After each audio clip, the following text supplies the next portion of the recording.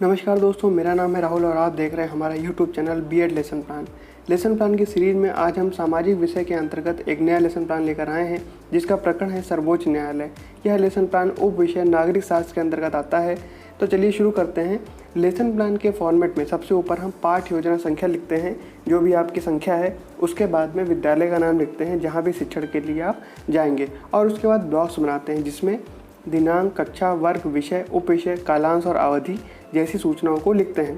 प्रकरण है आज का हमारा सर्वोच्च न्यायालय। वैसे तो यह लेसन प्लान कक्षा 7 के लिए बनाया गया है, लेकिन इसे आप कक्षा 8 में, कक्षा 9 में भी पढ़ा सकते हैं अपने पाठ्यक्रम के अनुसार।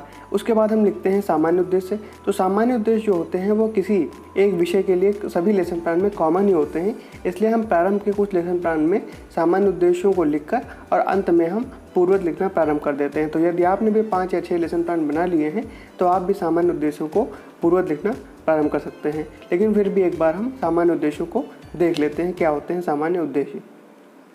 तो पहला सामान्य उद्देश्य है विद्यार्थियों में लोकतांत्रिक नागरिकता का विकास करना। दूसरा है विद्यार्थियों में राष्ट्रीय एवं अंतर्राष्ट्रीय दृष्टिकोण का विकास करना।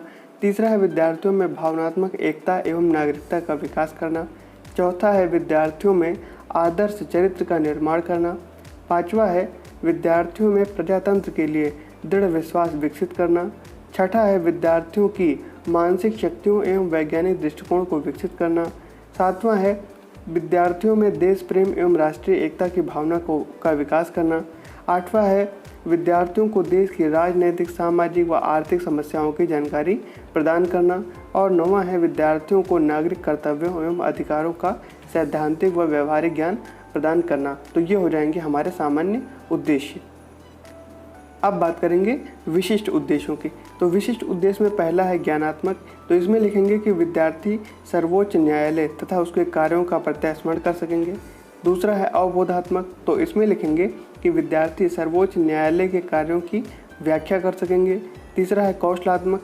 इसमें लिखेंगे कि विद्यार्थी न्यायपालिका की सर्वोच्च संस्था को भारत के मानचित्र पर प्रदर्शित करने का कौशल विकसित कर सकेंगे। अगला है अनुप्रयोगात्मक। तो इसमें लिखेंगे कि विद्यार्थी इस सर्वोच्च संस्था के बारे में जानकर उसके द्वारा दिए जाने वाले अधिकारों को अपने जीवन में प्रयोग कर सकेंगे। तो ये हो जाएंगे हमारे सामान्य उद्देश्य और विशिष्ट उद्देश्य। इसके बाद हम सहायक सामग्री में लपेट चांपट पर सर्वोच्च न्यायालय के कार्य अंगों की एक तालिका एवं न्यायाधीशों की योग्यता संबंधी महत्वपूर्ण बिंदु, और इसके साथ जो कक्षा उपयोगी सामग्रियाँ होती हैं जिसमें कि रूलर, बोर्ड, चौक, डस्टर आदि लिखेंगे। शिक्षण विधि में प्रश्नोत्तर प्रविधि, उदाहरण एवं व्याख्यान विधि का प्रयोग करेंगे। पूर्व ज्ञान में लिखेंगे कि विद्यार्थी भारत में स्थित न्यायालयों को तथा उन स्थानों के बारे में सामान्य जानकारी रखते हैं। अब लिखेंगे प्रस्तावना। तो प्रस्तावना में हम 2 कॉलम बनाते हैं, छात्राध्यापक क्रियाएं और विद्यार्थी क्रियाएं। तो इसमें पहला प्रश्न लिखेंगे कि याद रखेंगे कि हमेशा प्रस्तावना में कम से कम 3 प्रश्न और अधिक से अधिक 5 प्रश्न ही होने चाहिए। प्रस्तावना न बहुत ही लंबी होनी चाहिए न बहुत ही छोटी। तो पहला प्रश्न लिखेंगे कि सरकार के सभी अंगों के नाम बताइए। तो विद्यार्थी क्रियाओं में लिखेंगे कि विधायिका, न्यायपालिका और कार्यपालिका, ये 3 अंग होते हैं। दूसरा है कि विधायिका, न्यायपालिका एवं कार्यपालिका में न्याय देने का कार्य कौन करता है। तो उत्तर में लिखेंगे विद्यार्थी क्रियाओं में न्यायपालिका। फिर तीसरा है कि न्यायपालिका की सर्वोच्च संस्था कौन सी है। तो उत्तर में लिखेंगे सर्वोच्च न्यायालय। अगला प्रश्न लिखेंगे कि सर्वोच्च न्यायालय कहाँ स्थित है। तो ये हो जाएगा समस्यात्मक प्रश्न, यानी कि प्रॉब्लमेटिक क्वेश्चन हो जाएगा ये। और इसी के अनुसार हम अपना उद्देश्य कथन लिखेंगे अगला कि विद्यार्थी, आज हम सभी लोग भारत के सर्वोच्च न्यायिक संस्था के बारे में अध्ययन करेंगे। अब यहाँ पर हम 3 कॉलम बनाएंगे। प्रस्तुतिकरण में पहले कॉलम में शिक्षण बिंदु, दूसरे में छात्राध्यापक क्रियाएं और तीसरे में विद्यार्थी क्रियाएं लिखेंगे।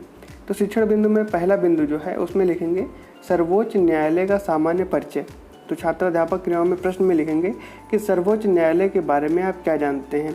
तो विद्यार्थी जो भी जानते होंगे उसका संभावित उत्तर देंगे। तो स्पष्टीकरण में हम लिखेंगे कि भारत का उच्चतम न्यायालय या सर्वोच्च न्यायालय भारत का शीर्ष न्यायिक प्राधिकरण है, जिसे भारतीय संविधान के भाग 5 में स्थापित किया गया है। भारतीय संघ की अधिकतम और व्यापक न्यायिक अधिकारिता सर्वोच्च न्यायालय को प्राप्त है। उच्चतम न्यायालय की भूमिका संविधान के संरक्षक की है। अब अगले शिक्षण बिंदु में लिखेंगे कि अधिकार क्षेत्र क्या है, सर्वोच्च न्यायालय का अधिकार क्षेत्र कितना है। तो प्रश्न में लिखेंगे कि सर्वोच्च न्यायालय के अधिकार क्षेत्र क्या है, तो संभावित उत्तर यानी कि विद्यार्थी अपने अनुसार उत्तर देंगे। स्पष्टीकरण में लिखेंगे कि भारतीय संविधान के अनुच्छेद 124 से 147 तक में वर्णित नियम उच्चतम न्यायालय की संरचना अधिकार क्षेत्रों की नींव है। उच्चतम न्यायालय सबसे उच्च अपीलीय न्यायालय है जो राज्यों और केंद्र शासित प्रदेशों के उच्च न्यायालयों के फैसलों के खिलाफ अपील सुनता है। इसके अलावा राज्यों के बीच विवादों या मौलिक अधिकारों और मानव अधिकारों के गंभीर उल्लंघन से संबंधित याचिका को आमतौर पर उच्चतम न्यायालय के समक्ष सीधे रखा जाता है। भारत के सर्वोच्च न्यायालय का उद्घाटन 28 जनवरी 1950 को हुआ। इसके बाद इसके द्वारा 24,000 से अधिक फैसले या निर्णय दिए जा चुके हैं। भारतीय सर्वोच्च न्यायालय नई दिल्ली में स्थित है। अब हम अगली हेडिंग डालेंगे बोध प्रश्न की। तो इसमें पहला प्रश्न लिखेंगे कि संविधान का संरक्षक कौन है।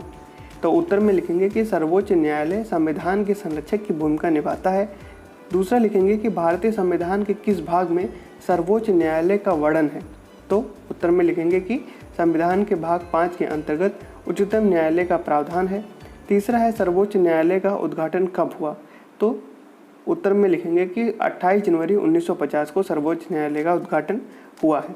इसके बाद क्या करेंगे कि निरीक्षण कार्य हेडिंग डालेंगे। उसमें लिखेंगे कि विद्यार्थियों को सैंपल सारांश लिखने का निर्देश देकर स्वयं कक्षा का निरीक्षण किया जाएगा। और मूल्यांकन प्रश्न मौखिक रूप से पूछे जाएंगे। तो इसमें पहला प्रश्न लिखेंगे कि सर्वोच्च न्यायालय कहाँ स्थित है। दूसरा है उच्चतम न्यायालय किसके खिलाफ अपील सुनता है।